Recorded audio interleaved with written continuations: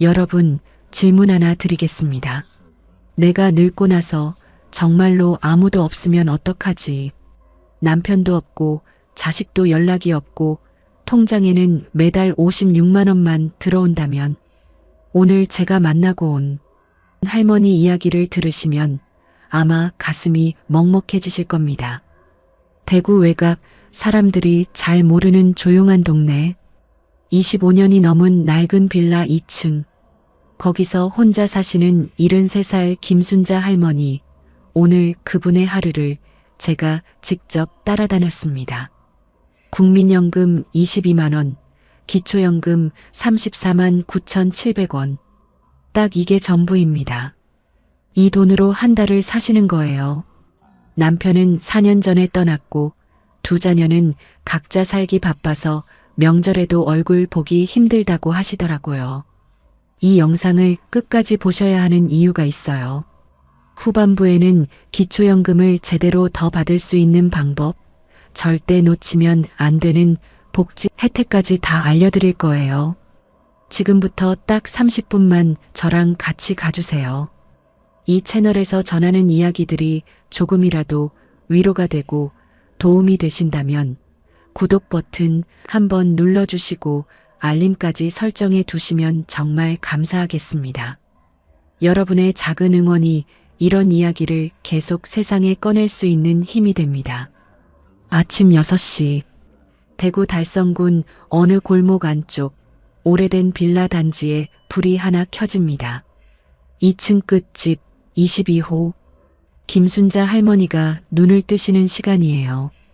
아직 바깥은 어스름한데 할머니는 이미 일어나 계셨어요. 알람 같은 거 없어요. 그냥 몸이 이 시간에 깬대요. 40년 넘게 그렇게 살아오셨으니까요. 새벽 5시에 일어나 남편 밥 차리고 애들 학교 보내고 그렇게 살다 보니 이제는 안 일어나고 싶어도 눈이 저절로 떠진다고 하시더라고요. 방은 작아요. 아, 정말 작아요. 25년 넘은 빌라 28평짜리 건물에서 할머니가 사시는 건 2층 끝에 붙은 18평 세대예요. 거실이 있고 방이 2개 있는데 하나는 그냥 잠가 놓는데요. 예전에 애들 방이었는데 지금은 열 이유가 없다고요. 그 말씀을 하시는데 잠깐 표정이 굳어지시더라고요. 저는 그냥 다른 이야기로 넘어갔어요. 부엌으로 들어가시더니 물 한 잔 먼저 드세요. 냉장고 문을 여시는데 저도 슬쩍 봤어요. 된장, 김치통, 계란 5개, 두부 반모, 파 한 단. 딱 거기까지예요. 군더더기가 없어요. 낭비가 없어요. 없는 게 아니라 딱 필요한 만큼만 있는 거예요. 아침은 밥 반 공기에 된장국, 그리고 김치. 그게 전부예요. 반찬 투정 같은 거 없어요. 그냥 드세요. 조용히, 천천히. 제가 여쭤봤어요. 할머니, 아침에 혼자 드시면 어떠세요? 할머니가 웃으시더라고요. 처음엔 이상했지.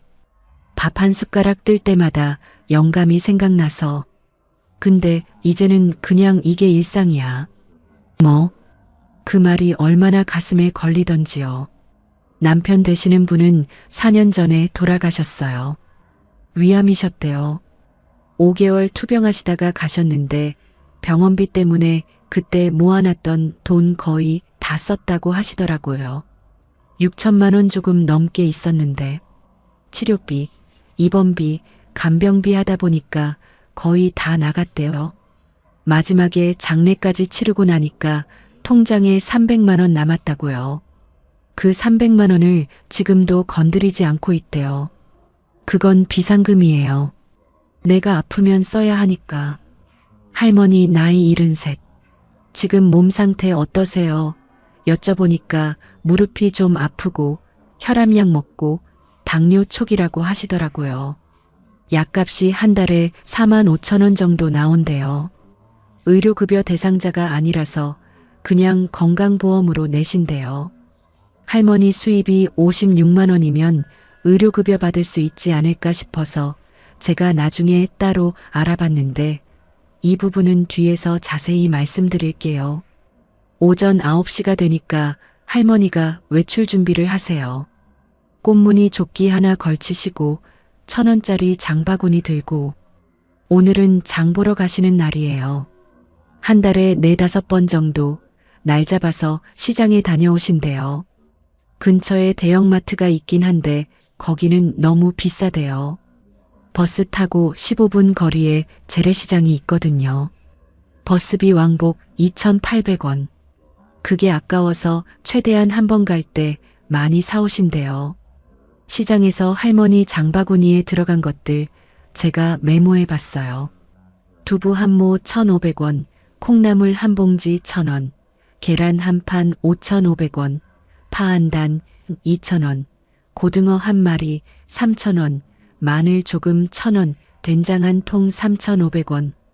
거기다 과자 작은 거 하나 1,500원. 제가 세어보니까 2만 원이 채 안 됐어요. 그게 일주일치가 넘는데요. 할머니가 고등어 앞에서 한참 서 계셨어요. 한 마리 3,000원이면 이틀 반찬은 나오거든요. 그런데 그날따라 고등어가 좀 커 보이니까 아저씨한테 여쭤보시더라고요.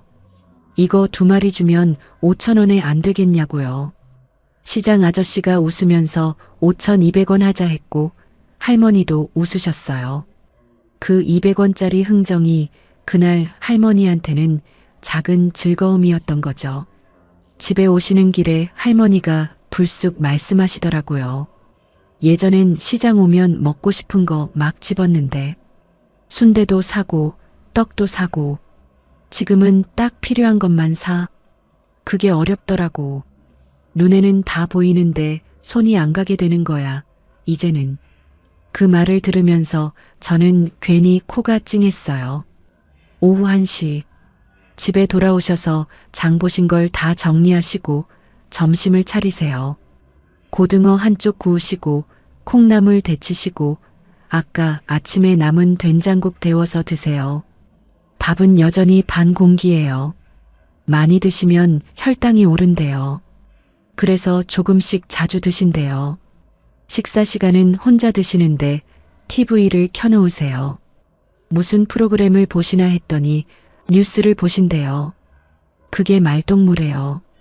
사람 목소리가 들리면 덜 조용하다고요. 그 말이 또 마음에 걸렸어요.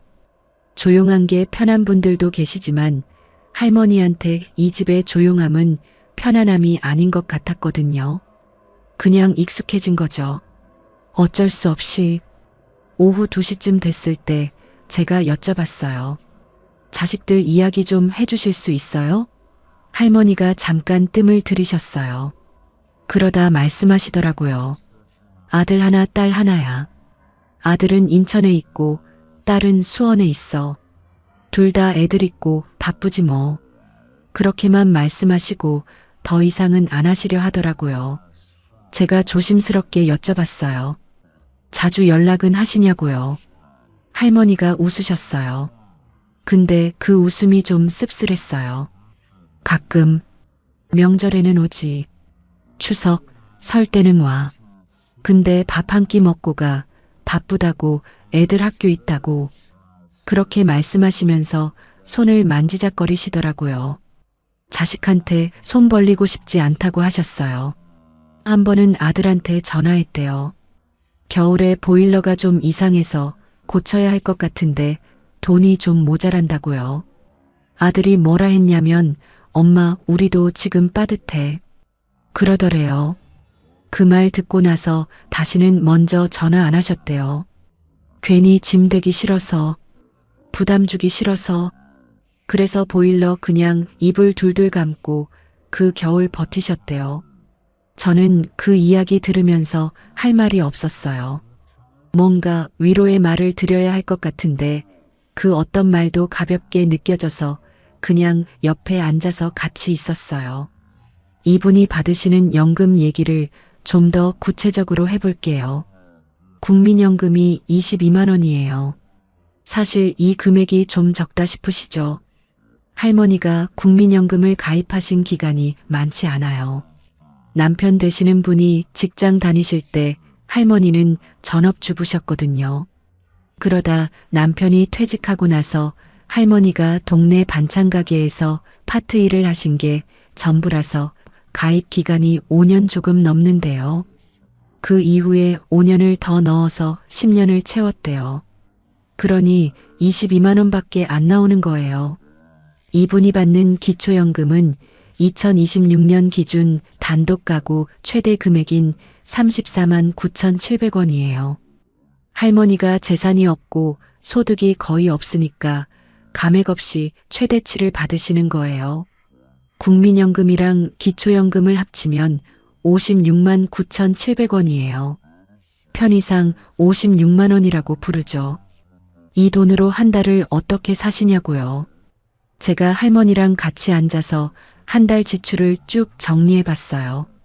아파트 관리비가 아니라 빌라니까 관리비라기보다 공용 전기, 청소비 같은 게 월 2만 원 안팎 나와요. 전기요금이 여름엔 오르는데 겨울엔 조금 더 많이 나오고요. 평균으로 치면 월 3만 원 내외. 가스비가 여름엔 거의 없지만 겨울엔 8만 원까지 치솟는데요. 통신비는 알뜰폰 쓰시는데 월 1만 5천 원. 식재료비가 한 달에 15만 원 선. 약값 4만 5천 원.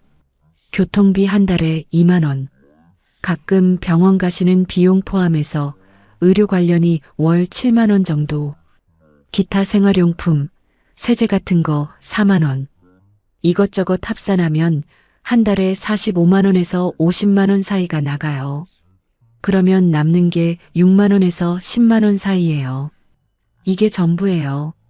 비상금이요? 비상금은 아까 말씀드린 300만 원이 전부고 그걸 건드리지 않으려고 이렇게 빡빡하게 사시는 거예요. 왜냐면 갑자기 아프면 그 돈이 없으면 진짜 아무것도 없거든요. 할머니한테 여쭤봤어요. 가장 무섭고 힘든 게 뭐예요? 할머니가 대답하시는데 시간이 걸렸어요. 그러다 하시는 말씀이 아프면 안 된다는 거야. 내가 넘어지거나 입원이라도 하면 그때부터 진짜 막막한 거야. 지금은 그나마 내가 움직이니까 이렇게 사는 거지. 몸이 안 되면 그때는 진짜 어떻게 해야 할지 모르겠어. 자식들한테 손 벌릴 수도 없고. 요양원은 돈이 얼마나 드는지 알아? 내가 알아봤거든. 싼데도 월 100만 원은 기본이야. 그 돈이 어디 있어? 그 말이 계속 귓가에 맴돌더라고요. 실제로 통계를 보면 대한민국 65세 이상 노인 인구 중 혼자 사시는 분들이 이미 200만 명을 훌쩍 넘었어요.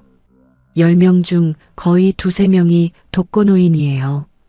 그리고 그분들 중 상당수가 기초연금과 국민연금을 합쳐서 월 50만 원에서 70만 원 사이로 사세요. 김순자 할머니 같은 분들이 한두 분이 아닌 거예요. 전국의 수십만 명이 비슷한 상황에서 오늘도 하루를 버티고 계신 거예요. 오후 3시가 넘으니까 할머니가 소파에 앉으세요. 뭘 하시나 봤더니 서랍에서 뭔가를 꺼내세요. 낡은 앨범이에요. 빛이 바랜 사진들이 가득한.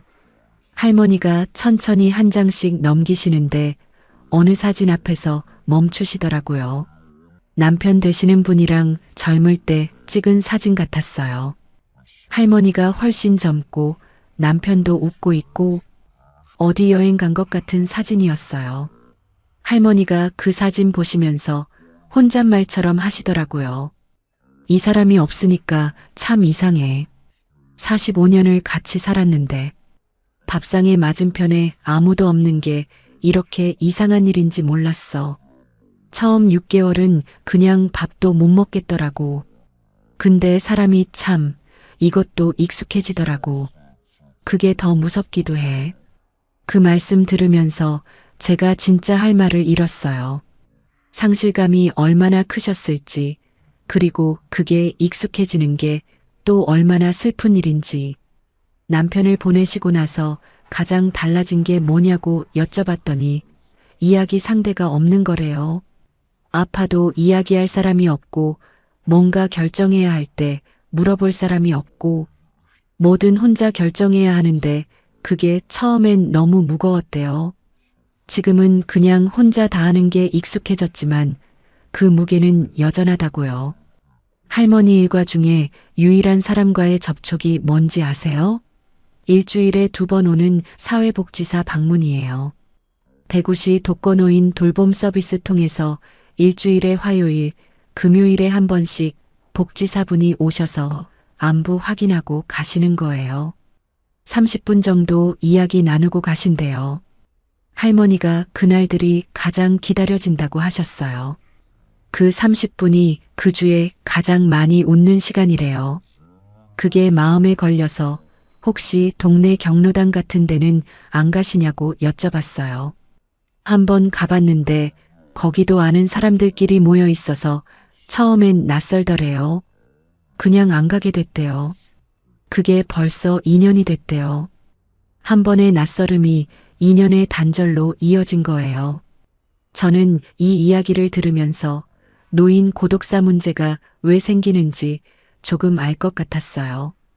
건강한 사람도 집도 있어도 연금도 나와도 사람과의 연결이 끊기면 그게 얼마나 무서운 상황으로 이어지는지.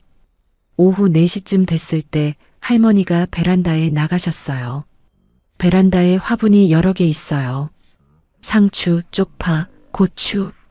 작은 스티로폼 박스에 심어 놓은 거예요. 할머니가 물 주시면서 살짝 미소 지으시더라고요. 이거 내가 직접 길렀어. 상추는 쌈 싸 먹고 쪽파는 찌개에 넣고 이게 한 달에 식비 2만 원은 아껴준다고요. 실용적이기도 하지만 제가 보기엔 할머니한테 이 화분들이 그냥 식재료 이상이에요. 매일 물 줘야 하는 생명, 잘 자라나는 걸 보는 즐거움, 뭔가를 돌봐야 하는 이유. 그게 하루를 버티게 해주는 힘이 아닐까 싶었어요. 저녁 5시 반. 할머니가 저녁 준비를 하세요. 점심에 남은 고등어랑 새로 무 좀 삶아서 밥 반 공기. 그게 전부예요.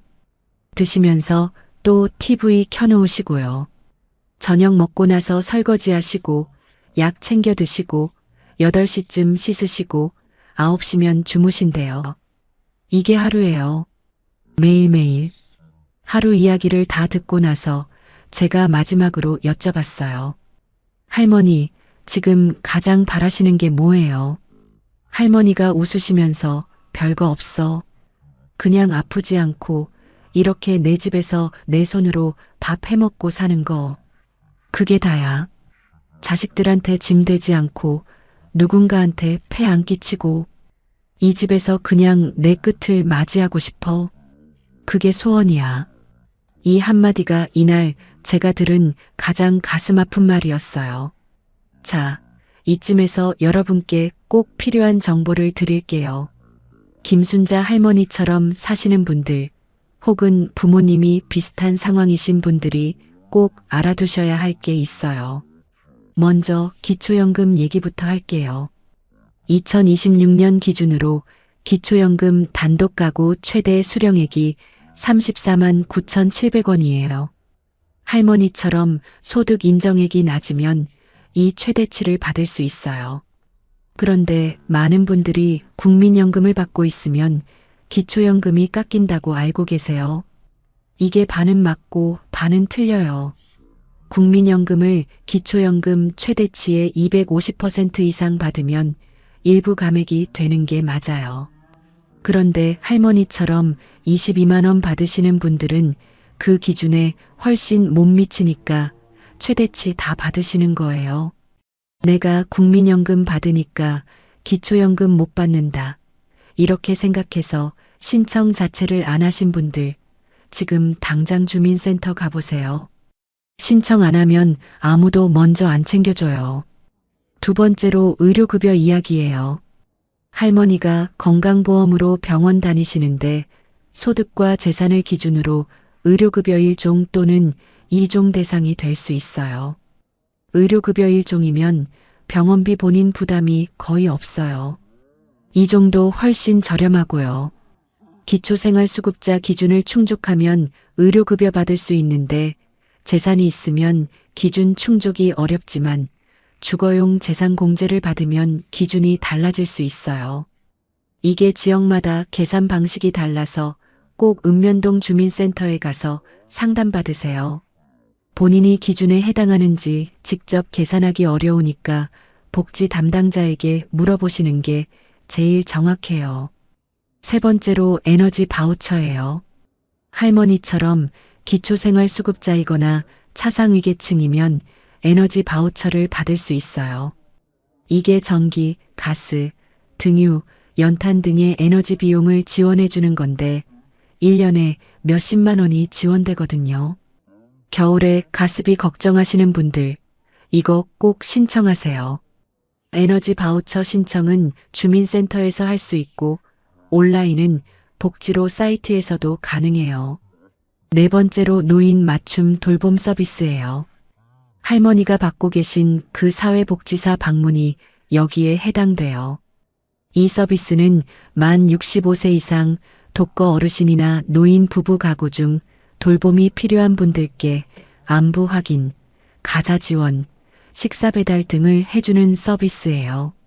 신청은 주민센터나 지역사회 서비스 투자 사업 콜센터 통해서 할 수 있어요. 아직 신청 안 하신 분들 지금 바로 알아보세요. 다섯 번째, 독거 어르신 중에 긴급복지지원제도를 모르시는 분들 많아요. 갑자기 의료비가 많이 나왔거나 주거 문제가 생겼거나 재난이 생겼을 때 일시적으로 지원받을 수 있는 제도예요. 일회성이긴 하지만 위기 상황에서 크게 도움이 될 수 있어요. 보건복지부 콜센터 국번 없이 129에 전화하시면 돼요. 여섯 번째로 실버론이라고 들어보셨어요? 주택연금이랑 헷갈리시는 분들 많은데 이건 달라요. 한국주택금융공사에서 운영하는 주택연금은 집을 담보로 맡기고 매달 연금처럼 돈을 받는 제도예요. 할머니처럼 집은 있는데 현금이 없는 분들한테 선택지가 될 수 있어요. 물론 집이 본인 소유여야 하고 신청 조건이 있으니까 꼭 전문가 상담 받으시고 결정하세요. 근데 알아는 두셔야 해요. 마지막으로 제가 가장 강조하고 싶은 건 이거예요. 모르면 못 받아요. 대한민국 복지제도가 생각보다 많이 있어요. 근데 신청 안 하면 아무도 먼저 가져다 주지 않아요. 주민센터 가서 복지 상담해달라고 말 한마디 하시면 담당자가 해당되는 복지제도를 싹 다 알려줘요.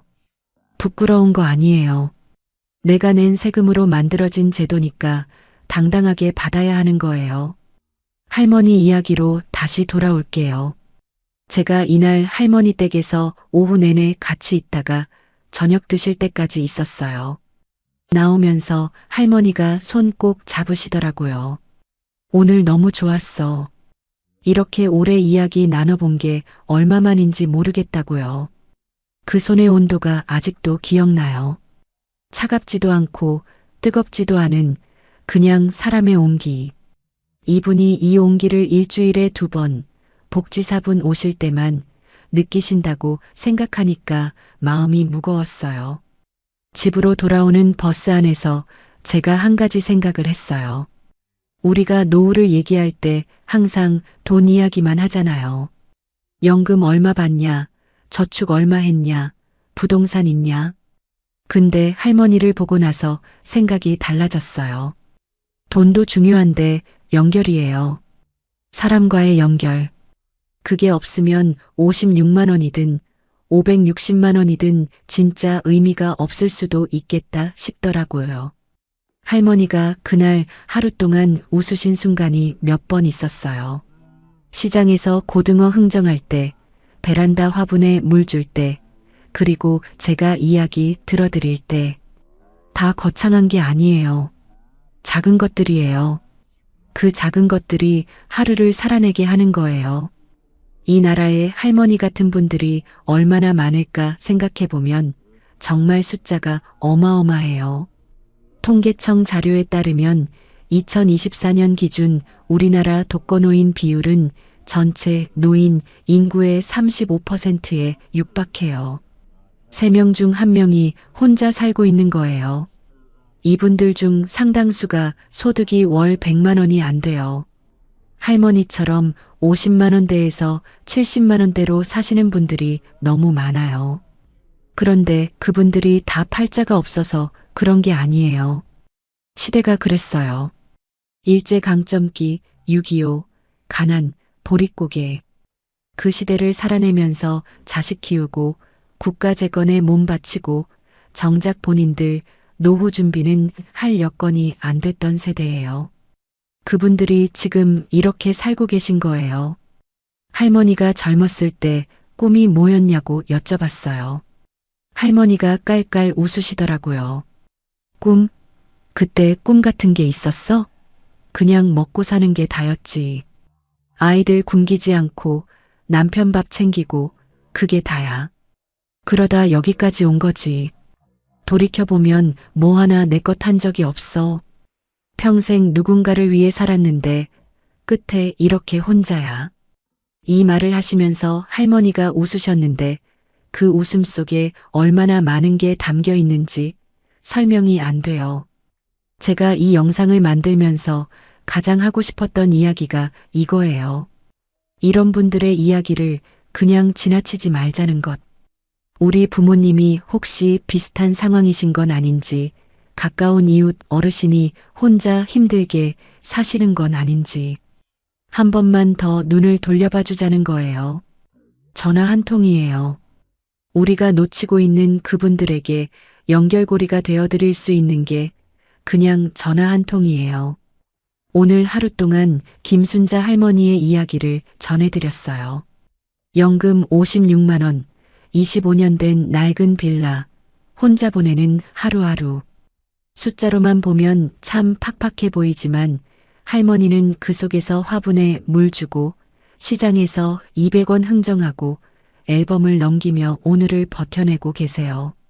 그게 참 대단한 거예요.